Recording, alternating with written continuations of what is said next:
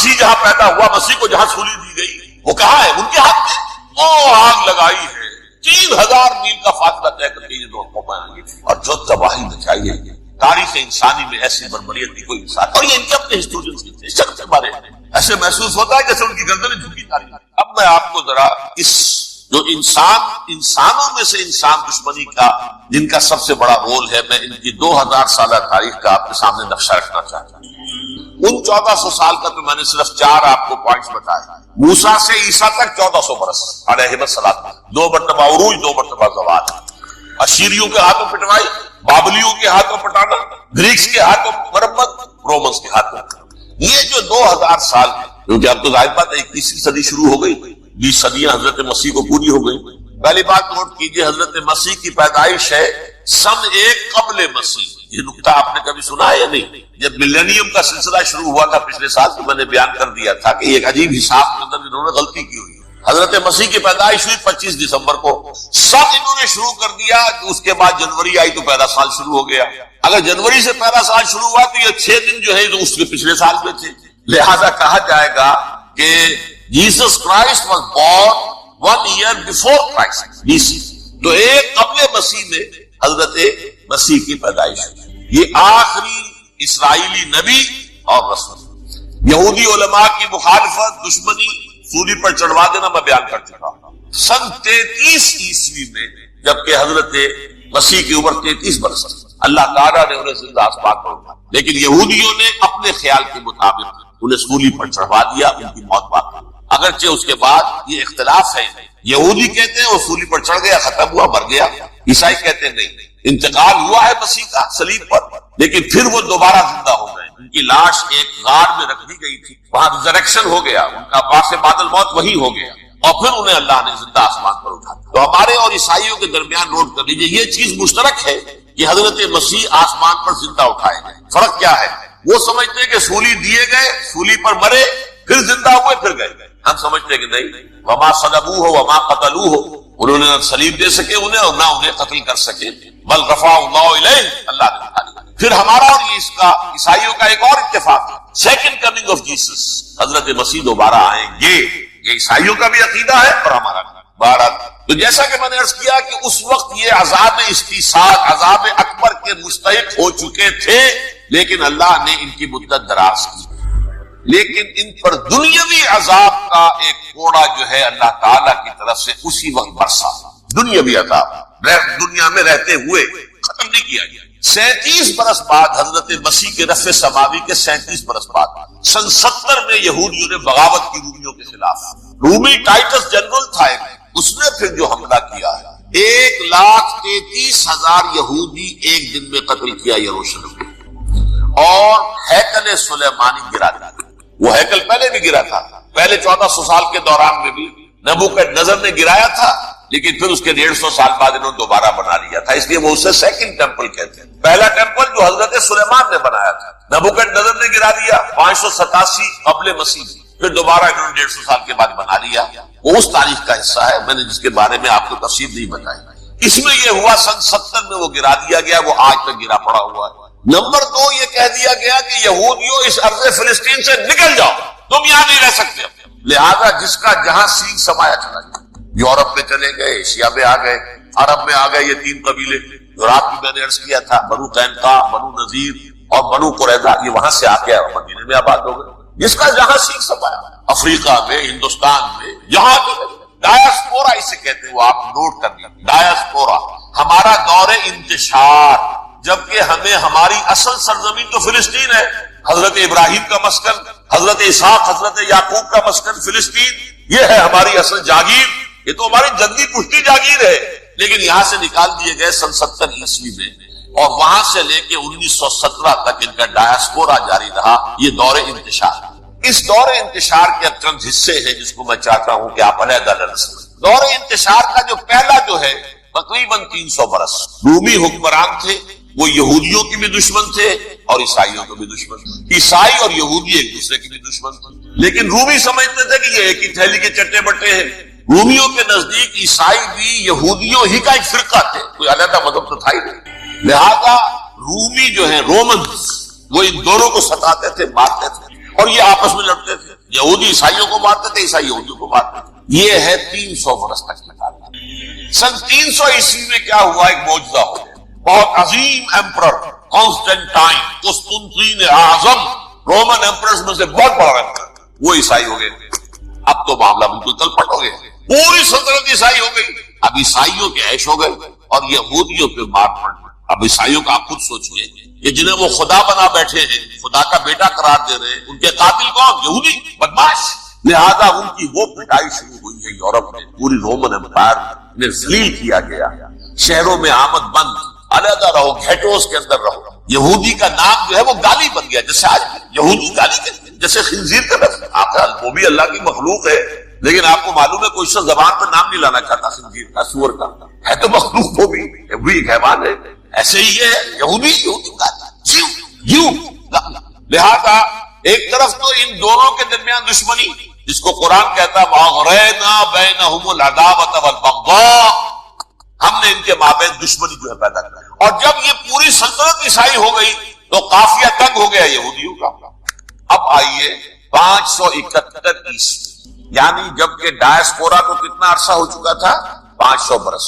سن 70 سے شروع ہوا ڈائسپورا، جب ٹائٹس نے گرایا ہے ہیکل کو اور نکال باہر کیا انہیں فلسطین سے، بھاگ جاؤ یہاں ایک یہودی بھی نہیں رہے گا، فلسطین سے نکال دیا۔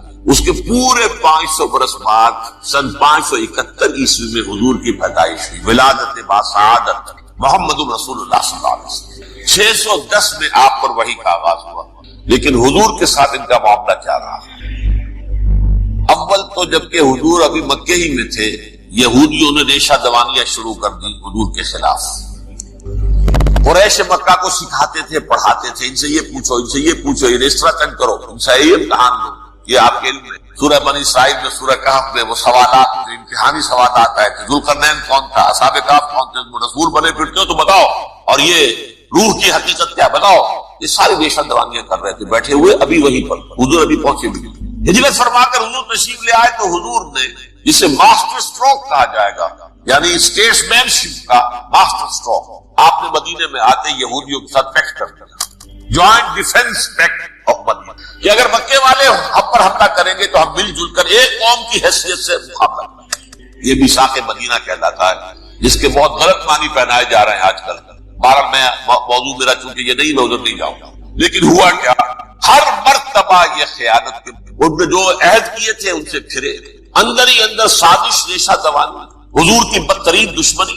سورہ نساء کی آیت نمبر 12 میں 13 میں فرمایا ہے لا تزال تطلع علی خائنۃ منہم، اے نبی ہمیشہ آپ کے علم میں ان کی طرف سے خیانتیں، بددیانتیاں آتی رہیں گی، اور بار بار وہ مسلسل جنگ کی آگ بھڑکاتے تھے، قریش کو دعوت دیتے آؤ آؤ آؤ ہم اندر سے بغاوت کر دیں گے، تم آؤ تو صحیح، ختم کریں محمد کو اور اہل ایمان کو صلی اللہ علیہ وسلم رضی اللہ تعالیٰ عنہ۔ لیکن پھر جب وہ آتے تھے نہیں دبک جاتے تھے، ہمت نہیں تھی، میدان کے مرد نہیں رہے تھے۔ یہ سورہ حشر میں ان کا نقشہ کھینچا گیا ہے، کھلے میدان میں مقابلے کی اس کے اندر صلاحیت ہی نہیں۔ یہ تو فصیلوں کے پیچھے سے، جیسے عورتیں کہیں دیہات میں لڑائی ہوتی ہے تو مرد جو ہے گلیوں میں لڑتے ہیں، عورتیں اوپر سے پتھر پھینکتی ہیں، بس وہ کام یہ کر سکتے تھے، من ورائے جدر، فصیلوں کے پیچھے سے، جنگ میں میدان میں نہیں آ سکتے۔ بہرحال قرآن مجید میں ہے یہ سورہ مائدہ کی آیت نمبر 64، کلما عاقدوا نارا للحرب اطفاها اللہ، اکثر و بیشتر مواقع پر تو یہ جب آگ بھڑکاتے تھے جنگ کی، اللہ اسے بجھا دیتا تھا۔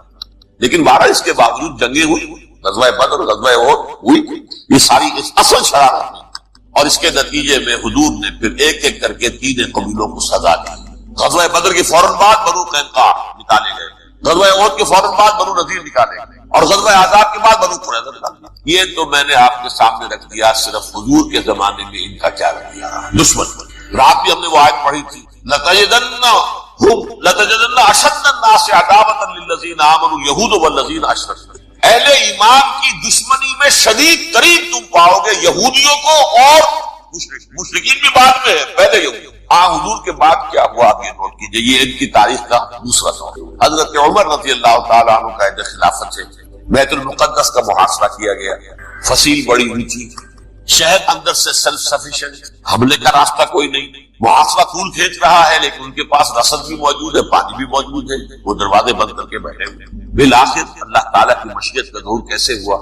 ان کے کچھ علماء آئے فصیل پر، کہا دیکھو مسلمانوں، تم قیامت تک بھی یہاں پڑے رہو گے محاصرہ کر کے ہمارا، یہ شہر فتح نہیں ہوگا۔ ہاں ایک درویش بادشاہ کے ہاتھ یہ شہر فتح ہونا ہے، لیکن تمہارے اندر ہمیں وہ نظر نہیں۔ ابو عبیدہ بن الجراح رضی اللہ تعالی عنہ امین هذه الامہ، ان کا فوراً ذہن گیا وہ درویش بادشاہ مدینے میں بیٹھا ہوا ہے عمر رضی اللہ عنہ، اب ایک اور عمر بھی ہے جو قندھار میں بیٹھا ہے، نقشہ وہی ہے، ساتھ میں کی اپنی آنکھوں سے دیکھا وہی عمر اول عمر ثانی سے عمر بن عبد العزیز۔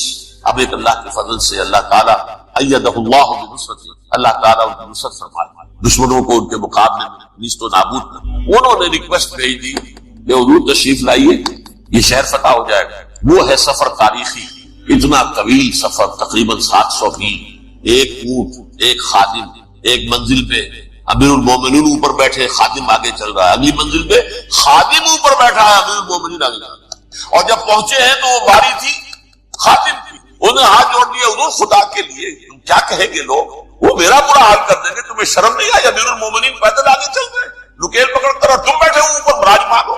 حضرت عمر فرمایا دورو دورو، نہیں باری تمہاری، بیٹھ۔ اس حال میں پہنچے ہیں، اور پھر یہ کہ ابو عبیدہ بن الجراح آئے ہیں، استقبال کیا ہے تو دیکھا ہے اس حال میں چلے آ رہے ہیں، عمر لکیل پکڑے ہوئے چلے آ رہے ہیں، اور کہتے ہیں کہ کہیں کیچڑ ویچڑ تھا، جوتے خراب ہو گئے تھے، وہ بھی اتار کے ہاتھ میں پکڑے، کپڑے تو تھے ہی پھٹے ہوئے۔ انہوں نے کہا کہ حضرت ابو عبیدہ نے دیکھیے یہ بڑا متمدن ملک ہے، بڑا مہذب علاقہ ہے، یہ آپ ذرا حلیہ اپنا دوست فرما دیں تب جا کے پیش ہم آپ کو کریں گے۔ آپ نے فرمایا نحن قوم اعزنا اللہ بالاسلام، ہم وہ قوم ہے جنہیں اللہ نے عزت دی ہے اسلام کے ذریعے سے، کپڑوں کے ذریعے سے، دولت کے ذریعے سے۔ اسی حال میں گئے ہیں، اوپر سے انہوں نے کھڑے ہو کر نشانیاں دیکھی، اپنی کتابیں کھولی، ہاں یہ وہی ہے، اچھا لو جی سرنڈر، شہر تمہارے ہاتھ میں۔ خون کا ایک قطرہ نہیں بہا اور بیت المقدس فتح ہوا۔ لیکن اس وقت حضرت عمر نے ایک نرمی یہ کی کہ یہودیوں کے لیے بھی اسے اوپن سٹی قرار دے دیا۔ یہ احسان عظیم حضرت عمر کا، اس سے پہلے یہودی آ ہی نہیں سکتا تھا، داخل ہی نہیں ہو سکتا تھا، وہاں وہ آ کر وزٹ نہیں کر سکتا تھا، زیارت نہیں کر سکتا تھا اپنے مقدس مقامات۔ حضرت عمر نے یوں سمجھیے کہ تقریباً 550 برس کے بعد ان کے لیے راستہ کھولا ہے کہ ہاں تم آ سکتے ہو، زیارت کر سکتے ہو۔ لیکن یہ عیسائیوں نے لکھوایا معاہدے کے اندر، انہیں یہاں آپ آباد ہونے کی اجازت دیتے، لیکن کم وزٹ دی پلیسز، دیکھیں زیارتیں کریں اور جائیں۔ یہ معاہدہ حضرت عمر کا ہے رضی اللہ تعالیٰ عنہ، جو پھر خلافت راشدہ کے بعد بنو امیہ نے بھی اس کو آرڈر کیا، بنو عباس نے کیا، پھر جو ہمارے یہ ترکوں میں اندر خلافت آئی تو ترک خلفاء نے بھی اس معاہدے کی پوری پابندی۔ فلسطین میں آ سکتے ہیں یہودی صرف زائرین کی حیثیت سے، وہاں آباد۔ اب آئیے اگلا دور آیا حضرت عثمان کا دور خلافت۔ یہ ہے وہ وقت کہ اب یہود نے امت مسلمہ کی پیٹھ میں چھڑا کیا۔ وہ کیسے؟ ایک یہودی عبداللہ ابن سبا اسلام کا لبادہ اوڑھ کر آیا، معاشرے کا جائزہ لے لیا، ان میں بنو ہاشم اور بنو امیہ میں جو پرانی کشاکش تھی اس کے کچھ نہ کچھ جراثیم باقی ہیں، اگر ان کو ذرا بھڑکا دے تو مسلمانوں میں انتشار پیدا ہوگا۔ کہا یہ عثمان کون ہے؟ یہ تو بنو امیہ میں سے ہے، یہ حق تو بنو ہاشم کا ہے، خلافت ان کے پاس ہونی چاہیے، محمد کے تو رشتہ دار وہ ہے صلی اللہ علیہ وسلم۔ عوام الناس کے اندر بات پھیلنا شروع ہوئی، پھر ایک بڑی سازش کے انداز میں حضرت عثمان کے خلاف پروپیگنڈا، حضرت عثمان کے جو عاملین تھے، گورنر تھے، ان کے خلاف پروپیگنڈا، اور ایسی ہوشیاری کرتے تھے کہ کوفے میں کوفے کے حاکم کے خلاف کچھ نہیں کہنا، اجی مصر میں یہ ہو رہا ہے، شام میں یہ ہو رہا ہے، اجی یہ جو عثمان ہے وہ یہ کر رہا ہے، یہ ظلم ہو رہا ہے، یہ لوٹ مار ہو رہی ہے، یہ خیانتیں ہو رہی ہیں۔ اب نہ کہ اس زمانے میں مینز آف کمیونیکیشن، کیسے تصدیق کریں؟ افواہیں تو آپ آج کراچی کے اندر شروع ہو جائے تو پتہ نہیں چل سکتا کسی کو کہ کیا اس میں صداقت ہے کیا نہیں، اور بری بات جو ہے فطرت انسانی کی کمزوری ہے، وہ فوراً قبول کرتا ہے، کسی کے بارے میں اچھی بات ماننے کو تیار نہیں ہوتا، لیکن بری بات تو فوراً دیا۔ بہرحال یہ فتنہ انہوں نے اٹھایا، حضرت علی کی الوہیت کا فتنہ اٹھایا، حضرت عثمان کے خلاف الفتنۃ الکبریٰ برپا کیا، حضرت عثمان شہید ہوئے۔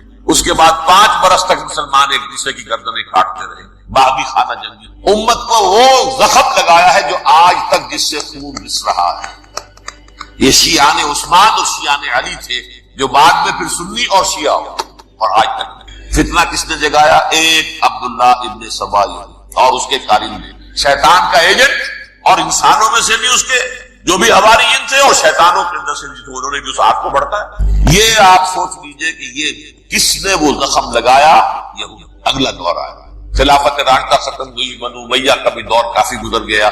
طارق ابن زیاد 712 عیسوی میں حملہ کرتے ہیں۔ اسپین اس وقت عیسائیت کا بہت بڑا گڑھ، بڑے کٹر ترین عیسائی جو ہے وہ اسپین میں، لہذا یہودیوں کی وہاں بہت پٹائی ہوتی، میں بتا چکا ہوں، دشمنی تھی چلی آ رہی تھی عیسائیوں کے ہاتھوں یہودیوں کی، وہ تو سن 300 عیسوی سے ایمپرر کانسٹنٹائن کے بعد سے شروع ہوگی۔ اس حوالے سے یہودیوں نے اس وقت چالیاتی یہ برتی، کچھ راستے واسطے بتائے، کچھ مدد کی طارق ابن زیاد کی۔ طارق ابن زیاد نے انہیں اپنا محسن سمجھا، ہسپانیہ فتح ہو گیا تو یہودی چونکہ محسنین کی فہرست میں آ چکے تھے، انہیں بہت اقتدار، بڑی سپورٹ مسلمانوں، ان کے بڑے بڑے علماء جو اسی دور کے اندر پیدا ہوا، بڑے بڑے تھنکرز ان کے اسی دور میں پیدا ہوا۔ بن گوریون جو کہ ایک وزیر اعظم تھا اسرائیل کا، اس نے یہ لکھا ہے اپنی کتاب میں، مسلم Spain was the golden era of our diaspora, وہ ڈائسپورا جو 70 عیسوی سے شروع ہوا تھا اور 1917 عیسوی تک جاری رہا ہے، اس میں سے گولڈن ایرا ہمارا جو تھا وہ مسلم اسپین تھا، ہسپانیہ میں بیٹھ کر ہم عیش ہیں۔ لیکن وہاں سے انہوں نے اور جو کچھ کیا، یہ تو داستان کے تو بہت سے گوشے ہیں، لیکن میں جس اسٹریٹ لائن میں چل رہا ہوں اس کے اعتبار سے ایک بات سمجھ، وہاں بیٹھ کر انہوں نے اب عیسائیت کے پیچھے میں چھڑا کرنا، پروٹیسٹنٹ مذہب پیدا کیا، تقسیم کر دیا، جیسے شیعہ سنی کی تقسیم عبداللہ ابن سبا، رومن کیتھولک اور پروٹیسٹنٹ کی تقسیم یہودی علماء۔ ہوتا کیا تھا، ہسپانیہ کی یونیورسٹیاں ہیں، کارڈووا میں ہے، ٹولیڈو میں ہے، گریناڈا میں ہے، غرناطہ، قرطبہ، تولیتوا، اور وہاں آتے تھے لوگ، فرانس سے چلے آ رہے ہیں نوجوان پڑھنے کے لیے، جرمنی سے چلے آ رہے ہیں، اٹلی سے چلے آ رہے ہیں، 3 ہی ملک قریب ترین پڑھتے ہیں سینٹرل جو یورپ کے ہیں۔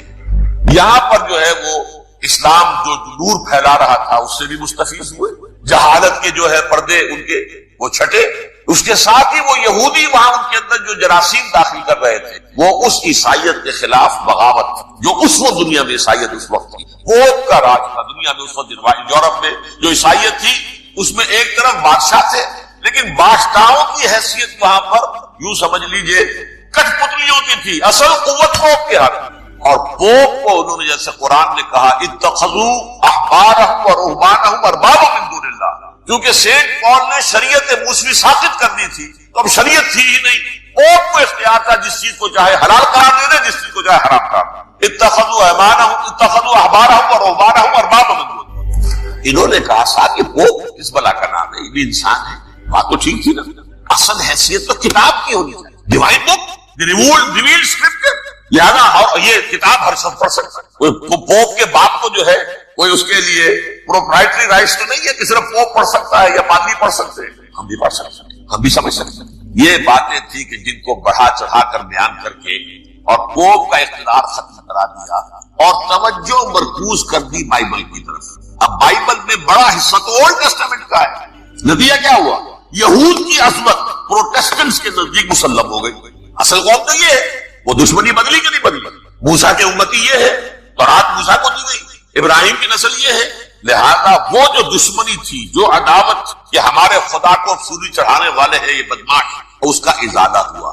اس پروٹیسٹنٹ مذہب کے نتیجے میں یہ میں اب آپ کو بتاتا ہوں کہ ایک نتیجہ وہ نکلا ہے جسے برٹرنڈ رسل نے بیان کیا، اس کی کتاب ہے ان پریز آف آئیڈلنس، صفحہ 108، وہ لکھتا ہے کہ Christians retaining the Judaic belief in the special revelation added to it the Roman desire for worldwide domination and the Greek taste for metaphysical subtleties. The combination produced the most fiercely persecuting religion that the world has yet known. یہ 3 چیزیں آ کر عیسائیت میں مل گئی۔ ایک تو جب یہ اولڈ ٹیسٹمنٹ جو ہے وہ ان کے ہاتھ میں آ گئی، اور اس کے میں کچھ آپ کو بتا دیتا ہوں کہ اولڈ ٹیسٹمنٹ کی تعلیمات، کیونکہ یہ اولڈ ٹیسٹمنٹ جو ہے یہ محرف تھی، اصل تورات تو گم ہو گئی تھی 587 قبل مسیح میں، جب پہلی مرتبہ ہیکل جو ہے تباہ ہوا ہے اس وقت ختم ہو گئی۔ اس کے کوئی 150 سال کے بعد انہوں نے یادداشتوں سے مرتب کر کے لکھی، اب اس میں ان کے اپنے خیالات، اپنے امانی، اپنی توجیہات وہ شامل ہو گئی۔ لہذا میں آپ کو حوالے دیتا ہوں، اس کتاب کے اندر مظالم کی جو تعلیم دی گئی ہے، اہل کتاب نے اپنے مظالم قتل عام کے جواز کے لیے تورات میں تبدیلیاں کی اور پیغمبروں پر دہشت ناکی اور بدترین حرام کاری کے الزامات لگائے۔ سنیے، پہلا حوالہ ہے یہ گنتی باب 31 آیات 17-18، اس لیے ان بچوں میں جتنے لڑکے ہیں سب کو مار ڈالو، اور جتنی عورتیں مرد کا منہ دیکھ چکی ہیں ان کو بھی قتل کر ڈالو، لیکن ان لڑکیوں کو جو مرد سے واقف نہیں اور اچھوتی ہیں اپنے لیے زندہ رکھو. یہ کسی اللہ کی کتاب کا یہ جملہ ہو سکتا ہے, کسی ریویل بک کا؟ اور سنیے, یہ ہے استثناء ڈیوٹرانومی باب 20 آیت 16 تا 18. اور ان قوموں کے شہروں میں جن کو خداوند تیرا خدا میراث کے طور پر تجھ کو دیتا ہے, کسی ذی نفس کو جیتا نہ بچا رکھنا, جیسا خداوند تیرے خدا نے تجھ کو حکم دیا بالکل نیست کر دے, مرد عورتیں بچے سب. یہ کتاب مقدس ہے. اور سیموئیل باب 27 آیت نمبر 9. اور داؤد نے اس سرزمین کو تباہ کر ڈالا اور عورت مرد کسی کو جیتا نہ چھوڑا. نمبر 4, ان سب آباد شہروں کو ماں, عورتوں اور بچوں کے بالکل نابود کر ڈالا. کتاب استثناء باب 3 آیت 6. یہ ہے جو کہہ رہا ہے برٹرنڈ رسل, کرسچینٹی میں آ کر بھی 3 چیزیں شامل ہو گئی. ایک تو یہ باربیرین, یہ تعلیم جو ہے, اور یہ مذہب کے نام پہ تعلیم, یہ کتاب مقدس کی تعلیم. نمبر 2, رومنز کے اندر جو ایک تمنا تھی ورلڈ ڈومینیشن کی, وہ عیسائیت کے اندر آ گئی. اس لیے کہ پوری رومن امپائر جو ہے عیسائی ہو گئی, اسے وراثت کے اندر ورلڈ ڈومینیشن کی جو ایک تمنا تھی وہ مل گئی. اور پھر یہ کہ انہوں نے جو توہمات تھے یونانیوں کے, ان کو بھی اپنے ہاں مختلف شکلوں کے اندر جمع کر لیا. ان 3 چیزوں کا the combination produced the most fiercely persecuting religion that the world has yet known. اس کے نتیجے میں دنیا میں تاریخ انسانیت کے اندر جو بدترین خوخار ترین مذہب ہو سکتا ہے وہ شکل عیسائیت نے اختیار کیا. اور اس کا مظہر عتم کیا تھا؟ نوٹ, صلیبی جنگیں. ایک بات ٹائم ٹیبل کے اعتبار سے نوٹ کر لیجئے گا, فرسٹ ملینیم ختم ہوا, سیکنڈ شروع ہوا. ان کے 1000 سال ختم ہوئے تو 11ویں صدی میں سیکنڈ ملینیم شروع ہوا, تو پہلی صلیبی جنگیں ہوئی. لاکھوں مسلمان صرف یروشلم کے اندر اتنا خون بہایا, اتنا خون بہایا. یہ خود ان کے ہسٹورینز لکھتے ہیں کہ جب ان صلیبیوں نے جب گھوڑوں کے ساتھ وہ چل رہے تھے گلیوں میں, تو ان کے گھوڑوں کے گھٹنوں تک خون کی ندی بہ رہی, جہاں سے گزرے ختم کر دیا, آبادیاں کی آبادیاں ختم. اگرچہ اس کروسیڈ میں گیہوں کے ساتھ گھن بھی پسا, یہودی بھی بہت مارے. یہ فرانس سے, جرمنی سے جب یہ کروسیڈرز آ رہے تھے, 3000 میل کا سفر طے کر کے آئے تھے. سوچیے سے اربن ثانی پوپ جو تھا, آگ لگا دی تھی اس نے پورے یورپ کے اندر. شرم سے ڈوب مرو, تمہارے مقدس علاقے مسلمانوں کے ہاتھ میں. انفیڈلز, یہ کافر, یہ مرتد, یہ ملحد. مسیح جہاں پیدا ہوا, مسیح کو جہاں سولی دی گئی, وہ کہاں ہے؟ ان کے ہاتھ میں. وہ آگ لگائی ہے, 3000 میل کا فاصلہ طے کر کے یہ دو قومیں آئی, اور جو تباہی مچائی ہے تاریخ انسانی میں ایسی بربریت کی کوئی مثال. اور یہ ان کے اپنے ہسٹورینز لکھتے ہیں. شک سے بارے ایسے محسوس ہوتا ہے جیسے ان کی گردنیں جھکی جا رہی ہیں. حضرت یوسف کے جو یہ واقعات یہاں آ رہے ہیں اس تفصیل کے ساتھ, اور پوری صورت نازل ہوئی ہے, اس کا ایک سبب ہے. میں نے آپ سے عرض کیا تھا کہ یہ جو آخری دور تھا مکی, آپ کے قیام مکہ کے دور کا, زمانے کا, تو اس میں یہ کہ چیزیں پہنچ چکی تھی مدینے میں بھی خبریں, اور مدینے میں اہل کتاب کے یہود کے کان کھڑے ہو گئے تھے. اب انہیں تو امید تھی, منتظر تھے, نبوت تو آخری ظاہر ہونے والی ہے, لیکن سمجھتے تھے ہم میں سے ہوگا. یہاں بات بالکل جو ہے وہ تلپٹ ہو رہی ہے, لہذا وہ اب کچھ نہ کچھ شوشے چھوڑتے رہتے تھے, اور انہیں کہتے تھے اپنے پیغامات کے ذریعے سے کہ اچھا تمہارے ہاں سنا کسی نے نبوت کا دعویٰ کیا. اچھا تو اس سے یہ سوال پوچھو کہ یہ ابراہیم تو آباد تھے فلسطین میں, یہ جو یہودی بنی اسرائیل ہے یہ مصر میں کیسے پہنچ گئے؟ جو وہاں سے پھر حضرت موسیٰ ان کو نکال کر لے کر آئے, لیکن کیسے پہنچے؟ پہنچنے کا سبب کیا تھا, کیا ماجرا تھا؟ یہ اب تاریخ کا ایک سوال تھا جو انہوں نے کر دیا. اس کے جواب میں اللہ تعالیٰ نے یہ صورت نازل فرما دی, اور اس قدر خوبصورت انداز میں نازل کی ہے.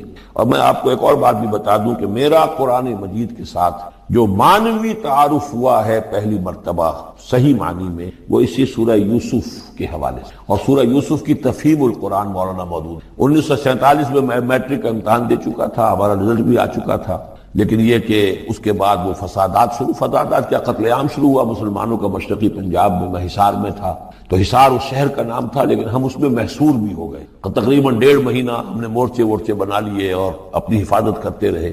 اس دوران میں ظاہر بات ہے کرنے کا کوئی اور کام تھا نہیں, وہ تو جو بھی مورچوں پر جن کی ڈیوٹی ہے وہ مورچوں پر کھڑے ہیں, باقی کوئی کام نہیں.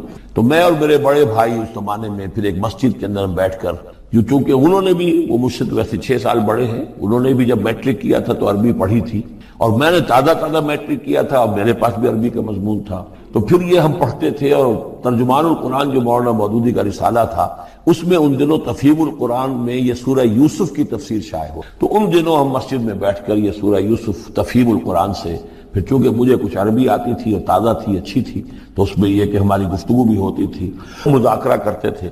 تو اس طریقے سے جو پہلا بیرا, اس سے پہلے بہرحال یہ کہ قرآن ہے، اللہ کا کلام ہے، اللہ کی کتاب ہے، ہمارا اس پر ایمان ہے، کچھ اس کو سمجھنا، کچھ پڑھنا، یہ تو تھا، لیکن جو ایک مانوی ایک ربط قائم ہوا، ذہنی رشتہ ہے، قلبی رشتہ، وہ در حقیقت سورہ یوسف اور سورہ یوسف کی بھی وہ تشریح و تعبیر کے جو مولانا مودودی نے تفہیم القرآن میں کی۔ بسم اللہ الرحمن الرحیم، الف لام را، تلک آیات الکتاب المبین، یہ ایک روشن آیات کی کتاب کی آیات ہیں۔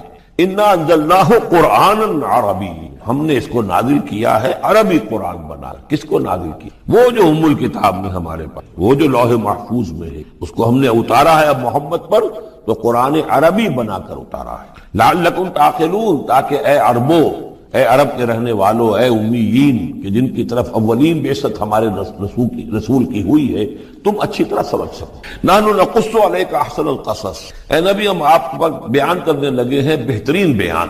یہ قصص نہیں ہے، قصص ہوتا قاف کے زیر کے ساتھ تو قصے کی جمع ہوتا، کہ بہترین قصہ ہم آپ کو سنا رہے، نہیں، احسن القصص، قصص جو ہے یہ یہاں پر یہ مصدر ہے، بہترین بیان، ہم آپ کے سامنے بہترین بیان پیش کر رہے ہیں، بما اوحینا الیک ھذا القرآن، اس قرآن کے ساتھ جو ہم نے آپ کی طرف وحی کیا ہے۔ وَإِن كُنتَ مِن قَبْلِهِ لَمِنَ الْغَافِلِينَ، اور یقیناً آپ اس سے پہلے، اس قرآن میں اس قصے کے آنے سے پہلے، قرآن میں اس بیان کی آمد سے پہلے، وحی سے پہلے آپ یقیناً بالکل ناواقف تھے، غافل تھے، آپ کو کچھ معلوم نہیں تھا کہ یہ حضرت یوسف کیسے وہاں پہنچے اور بنی اسرائیل کیسے پہنچ گئے۔ اس قال یوسف لأبیہ، حضرت یعقوب علیہ السلام کی ایک تو بڑی بیوی تھی، ان سے 10 بیٹے تھے، بڑے تھے، جوان تھے، پھر ایک چھوٹی بیوی تھی، ان سے یہ 2 بیٹے تھے، یوسف بڑے ان میں سے اور بنیامین چھوٹے، 12 بیٹے تھے۔ اس قال یوسف لأبیہ، یاد کرو جب کہ کہا تھا یوسف نے اپنے والد سے، حضرت یعقوب سے، یا ابت، ابا جان، انی رأیت 11 کوکبا، میں نے دیکھا ہے 11 ستارے، والشمس والقمر، اور سورج اور چاند، رأیتہم لی ساجدین، کہ وہ مجھے سجدہ کر رہے ہیں، میرے سامنے جو ہے سجدے میں ہیں۔ قال یا بنی لا تقصص رؤیاک علی اخوتی، حضرت یعقوب علیہ السلام نے اس بات کو سمجھ لیا کہ یہ 11 بھائی اور یہ میں ماں باپ، ہمارا کوئی خاص معاملہ ہونے والا اس بیٹے کے ساتھ، اور اللہ تعالیٰ اس بیٹے کی کوئی خاص فضیلت ظاہر کرنے والا ہے، لہذا فرمایا کہ یہ اپنا بیان لا تقصص رؤیاک علی اخوتک، اپنے بھائیوں کے سامنے بیان نہ کر دینا، فیکیدوا لک کیدا، تو وہ تمہارے خلاف کو سازش کریں گے، اس لیے کہ ان میں پھر حسد کی آگ بھڑک اٹھے گی، اور وہ سوچیں گے کہ اللہ تعالیٰ نے یہ فضیلت اگر کوئی رکھی تو ہماری بجائے وہ اس یوسف کے لیے رکھی ہے، تو اس سے کہ تمہیں کوئی غضب پہنچ جائے گا۔ ان شیطان للانسان عدو مبین، یقیناً شیطان تو انسان کا کھلا دشمن ہے ہی۔ وَكَذَلِكَ يَجْتَبِيكَ رَبُّكَ وَيُعَلِّمُكَ مِن تَأْوِيلِ الْأَحَادِيثِ، اور اسی طریقے سے تمہارا رب جو ہے تمہیں پسند کر لے گا، چن لے گا، یعنی نبوت کے لیے اب معلوم ہوتا ہے کہ میرے بیٹوں میں سے اللہ نے تمہیں چن لی، یہ معلوم ہوتا ہے۔ كَذَلِكَ يَجْتَبِيكَ رَبُّكَ، اسی طرح اللہ چن لے گا، برگزیدہ کرے گا تجھے۔ وَيُعَلِّمُكَ مِن تَأْوِيلِ الْأَحَادِيثِ، اور تمہیں سکھائے گا تعویل الاحادیث، اس کے 2 معنی ہیں، ایک تو یہ کہ خواب کی تعبیر کرنا، اور یہ کسی بھی بات کی تہ تک پہنچ جانا، کنہ تک پہنچ جانا۔ تو عام اگر لیں گے تو کسی بھی بات، معاملہ فہمی جسے ہم کہتے ہیں، جز رسی، کسی چیز کے جو ہے اجزاء تک انسان پہنچ جائے، نگاہ دور تک چلی جائے، وہ بھی، اور یہ کہ اس کو تعویل الاحادیث جو ہے یہ خاص طور پر خوابوں کے لیے۔ وَيُتِمُّ نِعْمَتَهُ عَلَيْكَ، اور اتمام فرمائے گا اپنی نعمت کا تجھ پر، وَعَلَىٰ آلِ یعقوب، اور تمام آل یعقوب پر، کما اتمها علی ابویک، جیسے کہ اس نعمت کا اس نے اتمام فرمایا تیرے آباء و اجداد پر، من قبل پہلے، ابراہیم و اسحاق، ابراہیم اور اسحاق پر، یعنی اسحاق تمہارے دادا اور ابراہیم تمہارے پردادا، اپنا نام انہوں نے نہیں لیا، ظاہر بات خود اپنا ذکر کیسے کرتے۔ ان ربک علیم حکیم، یقیناً تیرا رب جو ہے وہ علیم ہے اور حکیم۔ لقد کان فی یوسف و اخوتہ آیات للسائلین، یقیناً حضرت یوسف اور ان کے بھائیوں کا جو واقعہ ہوا، جو ماجرا ہوا، اس میں تو نشانیاں ہیں ان پوچھنے والوں کے لیے، یعنی جنہوں نے یہ سوال پوچھوایا ہے اور جو پوچھ رہے ہیں ان سب کے لیے نشانیاں ہیں۔ اگر اسی قصے کو حقیقت بینی کے ساتھ جو ہے، حقیقت کی نگاہ کے ساتھ اسے دیکھیں اور طلب ہدایت کے لیے اس قصے پر غور کریں جو قرآن اب پیش کر رہا ہے، تو یہ کہ ان کے لیے تو بہت سی چیزیں جو ہے نکھر کر سامنے آ جائیں گی، حقائق واضح ہو جائیں گے۔ اذ قالوا لیوسف واخوہ احب الی ابینا منا ونحن عصبہ، جبکہ انہوں نے کہا کہ یوسف اور اس کا بھائی بنیامین احب الی ابینا منا، یہ ہمارے والد کو زیادہ محبوب ہیں ہم سے زیادہ محبت ان دونوں سے، وہ نحن عصبہ، جبکہ ہم ایک بڑی جماعت ہیں، طاقتور، بڑے تھے، جوان تھے، 10 تھے۔ اور ظاہر بات ہے قبائلی زندگی میں تو آپ کو معلوم ہے کہ بازو جو ہوتے ہیں، بیٹے جوان جو ہوں وہی تو اصل میں طاقت کی بنیاد ہوتے ہیں، جس کے جتنے بازو ہیں اتنا ہی وہ صاحب عزت ہے۔ تو ہم ہیں 10 جوان اور یہ 2 چھوٹے، محبت ان سے زیادہ ہو رہی ہے۔ انا ابانا لفی ضلال مبین، یقیناً ہمارے ابا جان کچھ بہک سے گئے، معلوم ہوتا ہے کچھ سٹھیا گئے۔ اقتلوا یوسف، قتل کر دو اس یوسف، اب اطرحوہ ارضا، یا اسے کہیں دور کسی ملک کے اندر پھینک دو، اسے جلا وطن کر دو، یخلو لکم وجہ ابیکم، تاکہ تمہارے والد کی جو توجہات ہیں، عنایات ہیں، تمہاری طرف ہو، اس کی طرف سے ہٹ کر جو ساری عنایات کا مرکز اور منبع بنا ہوا یوسف، تو یہ جب یہاں نہیں رہے گا، یہ کانٹا نکل جائے گا، تو پھر یہ ہے کہ وہ عنایات جو ہیں حضرت یعقوب کی وہ ہمارے یہاں حصے میں آئیں گی۔ وَتَكُونُوا مِن بَعْدِهِ قَوْمٌ صَالِحٌ، یہ کڑوا دھوپ تو کر گزرو پھر بعد میں نیک بن جانا، یعنی دل میں ملامت بھی ہے، ضمیر کہہ رہا کیا کرنے لگے ہو، کیا سوچ رہے ہو، ایک اپنے بھائی کو قتل کرنا چاہتے ہو۔ لیکن یہ کہ پھر یہ کہ انسان جو ہے اپنے آپ کو جب کوئی نفس سے، جیسے کہ ہم سورہ مائدہ میں پڑھا ہے فَطَوَّعَتْ لَهُ نَفْسُهُ قَتْلَ أَخِيهِ، قابیل کے نفس نے اسے آمادہ کر ہی لیا اپنے بھائی کے قتل کرنے پر۔ تو اب ان لوگوں کا بھی جو ہے ضمیر ملامت جب کر رہا تھا تو ان کا ٹھیک ہے بھائی یہ تو کر گزرے ہیں اب، لیکن اس کے بعد نیک ہو جائیں گے، توبہ کر لیں گے، پھر کفارہ بھی ادا کر دیں گے، پھر جس طرح بھی ہوگا تلافی بھی کر دیں گے اپنے اس۔ قال قائل منهم لا تقتلوا یوسف، کہا ان میں سے ایک کہنے والے نے نہیں قتل نہ کرو یوسف کو، یہ یہودا تھے جو سب سے بڑے بیٹے، اور یہیں سے لفظ یہودی بن، سب سے بڑے بیٹے حضرت یعقوب کے یہودا، اور یہ شریف النفس، انہوں نے کہا نہیں قتل مت کرو۔ وَأَلْقُوهُ فِي غَيَابَةِ الْجُبِّ، ہاں کسی جو باولیاں پچھلے زمانے میں ہوتی تھی، کنواں نہیں اصل میں کہنا چاہیے، باولیاں پتہ نہیں بہت سے لوگ جانتے نہیں ہوں گے، وہ ایک بہت گہرا سا جو ہے وہ کھودتے تھے تاکہ پانی تک پہنچ جائے، اور پھر جہاں پانی کی سطح ہوتی تھی اس کے آس پاس طاقچے بنے ہوتے، تو ان طاقچوں میں سے غیابت الجب، ان میں سے کسی میں اس کو ڈال داؤ تاکہ پھر کوئی رسی نیچے پھینکے گا اور کوئی قافلہ آئے گا، اس کا کوئی پانی لینے والا آئے گا، یہ اس رسی کو پکڑ کر اوپر چلا جائے گا، وہ قافلہ اپنے ساتھ لے جائے گا جہاں جا رہا ہوگا، تو ہماری جان چھوٹے، تو ہم قتل کے مجرم نہیں ہوں۔ وَأَلْقُوهُ فِي غِيَابَةِ الْجُبِّ يَلْتَقِطْهُ بَعْضُ السَّيَّارَةِ، لے جائے گا اس کو، کوئی اٹھا لے جائے گا کوئی قافلہ۔ ان کنتم فاعلین، اگر تم کرنے ہی والے ہو، یعنی اگر تم تل گئے ہو۔ اب ظاہر بات ہے کہ باقی 9 بھائی اگر تلے ہوئے تھے تو بڑے بھائی کی کچھ بس نہیں گئی، اس نے کہا اچھا کم سے کم یہ کرو قتل تو نہ کرو، اس کو کسی کنویں کی کسی باولی کے طاقچے کے اندر رکھا۔ قالوا یا ابانا ما لک لا تمنا علی یوسف وانا لہ لناصحون، اب انہوں نے کہا کہ ابا جان کیا وجہ ہے کہ آپ ہم پر بھروسہ نہیں کرتے یوسف کے معاملے میں، کبھی ہم پر اعتماد نہیں کرتے، ہمارے پاس اکیلا نہیں چھوڑتے، اسے کیا مسئلہ ہے؟ وَإِنَّا لَهُ لَنَاصِحُونَ، ہم تو اس کے بڑے خیر خواہ ہیں۔ أَرْسِلْهُ مَعَنَا غَدًا، کل ذرا ہمارے ساتھ بھیجیے، ہم جا رہے ہیں شکار کے لیے جا رہے ہیں، تو غدن بھیج دیجئے، یرتع یلعب، وہ بھی چرے چگے گا، کھائے پیے گا، درختوں کے اوپر چڑھے گا، کھیلے گا، کودے گا، اور کوئی پھل ول کھائے گا، یرتع جیسے چڑھنا چگنا، وَیلعب، اور کھیلے گا، وَإِنَّا لَهُ لَحَافِظُونَ، ہم اس کی حفاظت کرنے والے ہیں۔ قَالَ إِنِّي لَيَحْزُنُنِي، حضرت یعقوب نے فرمایا مجھے اس کا بڑا اندیشہ ہے، تشویش ہے، ان تذهبوا به، کہ تم اسے لے جاؤ، وَأَخَافُ أَن يَأْكُلَهُ الذِّئْبُ، اور مجھے اندیشہ یہ ہے کہ کہیں اس سے بھیڑیا نہ کھا جائے، وَأَنتُمْ عَنْهُ غَافِلُونَ، اور تم اس سے غافل ہو، کہیں تم تو اپنے دندوں میں لگ جاؤ، منہمک ہو جاؤ، وہ کہیں اکیلا رہ جائے، کوئی بھیڑیا آ کر اسے کھا جائے۔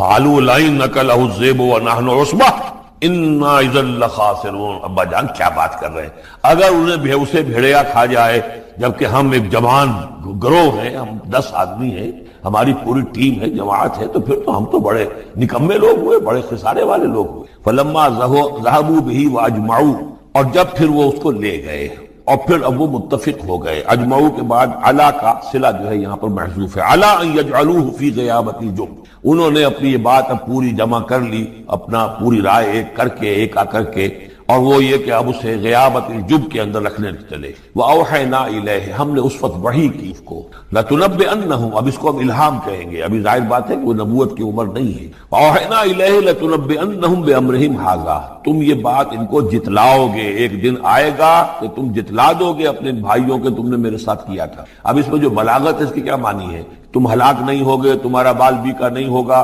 تمہاری ہم حفاظت کریں گے، ایک وقت آئے گا کہ یہ تمہارے پاس آئیں گے اور پھر تم انہیں جتلاؤ۔ تو گویا کہ پوری داستان جو ہے ایک ان کی حوصلہ افزائی کے لیے وہ سارا ایک لفظ کے اندر ہے، لَتُنَبِّئَنَّهُمْ بِأَمْرِهِمْ هَذَا وَهُمْ لَا يَشْعُرُونَ، اور اس وقت انہیں اندازہ بھی نہیں ہوگا کہ کون ان سے بات کر رہا ہے۔ وَجَاءُوا أَبَاهُمْ عِشَاءً يَبْكُونَ، شام کو وہ آ گئے روتے ہوئے اپنے ابا جان کے پاس، حضرت یعقوب کے پاس۔ قالوا یا ابانا انا ذهبنا نستبق، انہوں نے کہا ابا جان ہم گئے تھے ذرا دوڑ لگا رہے تھے، مقابلہ کر رہے تھے دوڑنے کا۔ وَتَرَكْنَا يُوسُفَ عِندَ مَتَاعِنَا، اور ہمارا جو سامان وامان تھا، کوئی کپڑے وپڑے ہم نے رکھے تھے اضافی اتار کر، دوڑنا جو تھا تو وہاں ہم نے یوسف کو چھوڑ دیا تھا۔ فَأَكَلَهُ الذِّئْبُ، تو اسے کھا لیا ایک بھیڑیے نے۔ وَمَا أَنْتَ بِمُؤْمِنٍ لَنَا، اور آپ ہماری بات مانیں گے تو نہیں۔ وَلَوْ كُنَّا صَادِقِينَ، خواہ ہم کتنے ہی سچے ہوں، آپ نے ماننی تو نہیں ہے بات، لیکن ہم کیا کریں، ہوا یہ ہے۔ وَجَاءُوا عَلَىٰ قَمِيصِهِ بِدَمٍ كَذِيبٍ، اور کوئی جھوٹ موٹ کا خون اس کی قمیص کے اوپر لگا کے لے آئے۔ قَالَ بَلْ سَوَّلَتْ لَكُمْ أَنفُسُكُمْ أَمْرًا، حضرت یعقوب نے فرمایا نہیں، بات کچھ اور ہے، تمہارے جیوں نے، تمہارے نفسوں نے تمہارے لیے ایک بڑی بات کو ہلکا کر دیا ہے، تم نے کوئی بہت بڑا غلط اقدام کیا ہے اور تمہارے نفسوں نے اس کے لیے تمہیں آمادہ کر دیا ہے۔ فصبر جمیل، لیکن ظاہر بات ہے کہ اب 10 بیٹے ہیں، حضرت یعقوب اکیلے ہیں، بوڑھے ہیں۔ فصبر جمیل، میں اب کیا کر سکتا ہوں سوائے اس کے کہ صبر کروں خوبصورتی کے ساتھ، اور دیکھوں اللہ تعالیٰ اس میں سے کیا برآمد کرتا ہے۔ واللہ المستعان علی ما تصفون، اور جو کچھ تم بیان کر رہے ہو اس پر تو ظاہر بات ہے کہ اب میں اللہ ہی سے مدد مانگ سکتا ہوں۔ وجاءت سیارۃ، اب کچھ عرصے کے بعد وہاں ایک وہ قافلہ آ گیا۔ جاءت سیارۃ فارسلوا واردہ، انہوں نے بھیجا اپنے آگے چلنے والے کو۔ یہ پرانے زمانے میں ہوتا تھا قافلہ، اس سے آگے آگے جو ہے اس کو عورت کہتے ہیں وارد، وہ جا کر جو ہے وہاں پر دیکھتا تھا کہاں کنواں ہے، پانی کہاں ہے، کہاں اگلا پڑاؤ ہوگا۔ فارسلوا واردہم، اپنے پانی بھرنے والے کو بھیجا۔ فادلا دلوا، اس نے اپنا ڈول جو ہے وہ نیچے اتارا۔ قال یا بشرا، اب اس کو پکڑ لیا حضرت یوسف نے، اس نے کھینچا، وہ سمجھ رہا تھا پانی کھینچ رہا ہوں، وہ حضرت یوسف آ گئے۔ یا بشرا ھذا غلام، انہوں نے وہیں سے شور بچایا، آواز دی کہ او بشارت ہو، یہ تو ہمیں غلام مل گیا، لڑکا مل گیا۔ واسروہ بضاعہ، اور انہوں نے چھپا لیا اسے ایک پونجی سمجھ کر کہ یہ تو اچھی دولت ملی ہے، اسے بیچیں گے، بیچ کے پیسے کھڑے کریں گے، چھپا لیا۔ واللہ علیم بما یعملون، اور اللہ تعالی خوب جانتا تھا جو وہ کر رہے ہیں۔ وَشَرَوْهُ بِثَمَنٍ بَخْسٍ دَرَاهِمَ مَعْدُودَةٍ، اور مصر پہنچ کر انہوں نے بیچ لیا اس کو بڑی تھوڑی سی قیمت پر۔ دراہم معدودہ، گنتی کی چونیاں، درہم جو ہے ان کے ہاں دینار کا چوتھائی حصہ ہوتا تھا، تو دراہم معدودہ جو ہے چند چونیوں کے عوض وہ فروخت کر دیا۔ وَكَانُوا فِيهِ مِنَ الزَّاهِدِينَ، اور اس کے معاملے میں تو وہ بہت ہی قانع تھے، یعنی چونکہ اگر تو کسی کی انویسٹمنٹ ہوئی ہو، 1000-2000 کا خریدا ہو، تب تو آدمی اس کی قیمت اپنی انویسٹمنٹ بھی نکالے اس میں سے اور پھر منافع بھی لینا چاہے، یہ تو مفت کا مال تھا۔ دوسرے یہ اندیشہ ہر وقت دھڑکا لگا ہوا تھا کہ کہیں جو ہے اس کے وارث نہ آ جائیں، تو جلد از جلد بیچ کر جو بھی ملے پیسے کھڑے کرو۔ وقال الذی اشتراہ من مصر، اور جس شخص نے خریدا انہیں مصر سے، مصر میں، یہ تو عزیز مصر تھا، یعنی کوئی بہت بڑا افسر، بادشاہ نہیں، لیکن یہ کہ وہاں کی جو بھی ہائرارکی تھی اس کے اندر کوئی بہت اہم مقام پر۔ وقال الذی اشتراہ من مصر، اور جس شخص نے خریدا انہیں مصر میں، لامرأتہ، اپنی بیوی سے کہا اکرمی مثواہ، اس کو ذرا اچھے طریقے پر رکھو، عسیٰ ان ینفعنا، ہو سکتا ہے یہ ہمارے لیے نفع بخش ہو، یہ بھی ہو سکتا ہے کہ ہم اسے پھر بیچ دیں تو ہمیں دولت زیادہ مل جائے، اور نتخذہ ولدا، معلوم ہوتا ہے شاید اولاد نہیں تھی، ہم اسے اپنا بیٹا ہی بنا لیں گے۔ وَكَذَلِكَ مَكَّنَّا لِيُوسُفَ فِي الْأَرْضِ، اس طرح ہم نے زمین میں یوسف کے لیے تمکن، ٹھہراؤ کی جگہ پیدا کر۔ اب یہ کہ پہنچ گئے ہیں جو اس وقت کی جو متمدن ترین مملکت ہے، مصر کی مملکت ہے، اس کا ایک نظام ہے، اس میں بادشاہت ہے، اس کا پورا جو ہے اس کا آبپاشی کا نظام ہے، اس میں تمدن کے ایک گہوارے میں پہنچا دیا، اور وہاں پر بھی کسی جھونپڑے میں نہیں، کسی بہت بڑے افسر، بہت بڑے صاحب حیثیت انسان کے گھر میں پہنچا دیا۔ وَكَذَلِكَ مَكَّنَّا لِيُوسُفَ فِي الْأَرْضِ وَلِنُعَلِّمَهُ مِن تَأْوِيلِ الْأَحَادِيثِ، اور تاکہ ہم اسے سکھائیں باتوں کی تہ تک پہنچنا۔ یعنی ظاہر بات ہے کہ اگر وہ کوئی بہت بڑا عہدیدار تھا، بہت بڑا افسر تھا، تو وہاں پر لوگ آتے رہتے ہوں گے، گفتگویں ہوتی ہوں گی، امور مملکت پر بحثیں ہوتی ہوں گی۔